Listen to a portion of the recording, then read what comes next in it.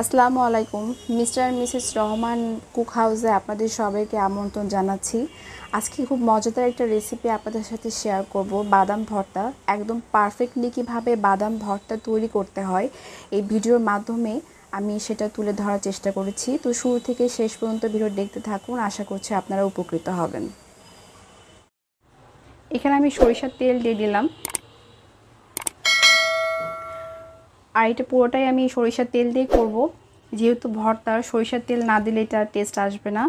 আর তার সাথে দিয়ে দিলাম এখানে আমি বাদাম আমি এখানে খোসা সহ এখানে দিয়ে দিয়েছি। আপনার ইচ্ছা করলে খোসা ছাড়াও এখানে দিতে পারেন, কিন্তু আমার কাছে খোসা সহটা বেশি ভালো লাগে, এই জন্য আমি এখানে খোসা সহ এখানে আমি অ্যাড করে দিলাম। তো এটা মূলত খুব ভালোভাবে বাদামটা ভেজে নিতে হবে, যেন বাদামে যে কাঁচা গন্ধটা যেন না থাকে সেটা যেন খেয়াল রাখতে হবে। আর অবশ্যই এটা খেয়াল রাখতে হবে যেন বাদামটা যেন পুড়ে না যায়। যদি বাদামটা পুড়ে যায় তাহলে কিন্তু একটা তিতা ভাব লাগবে, তখন ভর্তাটা খেতে ভালো লাগবে না।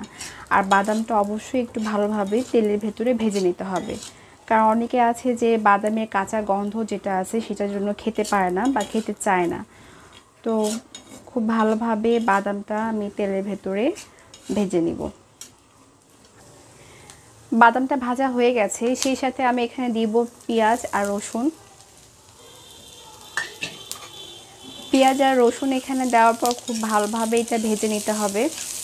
এখন হয়তো আপনারা ভাবছেন যে এর ভেতরে আমি কাঁচামরিচ কেন দিলাম না। আমি এটা কাঁচামরিচ দিয়ে কখনোই করব না। আর বাদামটা অবশ্যই এটা শুকনো মরিচ দিয়ে করতে হবে। এটা বাদামটা যখন আমি বেটে নিব তখন আমি ওখানে শুকনো মরিচ অ্যাড করব। তো পেঁয়াজ রসুন আর বাদাম খুব ভালোভাবে এটা তেলের ভিতরে ভেজে নিতে হবে। পেঁয়াজ রসুনটা যেন যখন নরম হয়ে আসবে তখন আমি এটা নামিয়ে নিব। তো সেই পর্যন্ত এটা খুব ধৈর্য সহকারে ভেজে নিতে হবে। ভাজা হয়ে গেছে, এখন এটা নামিয়ে নিব। নামিয়ে নিয়ে একটু ঠান্ডা করে নিব। দেখুন পেঁয়াজটাও নরম হয়ে এসেছে, দেখতেই পাচ্ছেন। তো এর থেকে আর বেশি ভাজা যাবে না, তাহলে কিন্তু ভর্তাতে খেতে ভালো লাগবে না। আর আপনাদেরকে আবারও রিকোয়েস্ট করছি যে যারা এখনও আমার চ্যানেলটাকে সাবস্ক্রাইব করে নাই, শুধু ভিডিওটা দেখে চলে যাচ্ছেন, তারা প্লিজ সাবস্ক্রাইব করে দিবেন। সাবস্ক্রাইব করলে হবে কি, পাশে থাকা যে বেল আইকনটা আছে সেটা প্রেস করবেন। তো সাবস্ক্রাইব করলে আপনি যে ভিডিও আমি আপলোড করব সবার আগে সে নোটিফিকেশন পেয়ে যাবেন। তো এটা অলমোস্ট রেডি। আমি এখন এটা ঠান্ডা করার জন্য রেখে দেব। তারপর 15 মিনিট পর আমি বাকি প্রসেস আপনাদেরকে দেখিয়ে দিচ্ছি। আমি এখানে পাটাতে শুকনো মরিচ দিয়ে দিয়েছি, সেই সাথে দিয়ে দিব এখানে লবণ। আর লবণটা অবশ্যই আপনাদের পরিমাণের উপর নির্ভর করবে, আপনারা যে যেরকম লবণ খেতে পছন্দ করেন সেরকম লবণ দিবেন। আর কাঁচা মরিচটাও বা শুকনো মরিচটাও হচ্ছে আপনারা যে যেরকম ঝাল খেতে পছন্দ করেন সেরকম ঝাল দেবেন।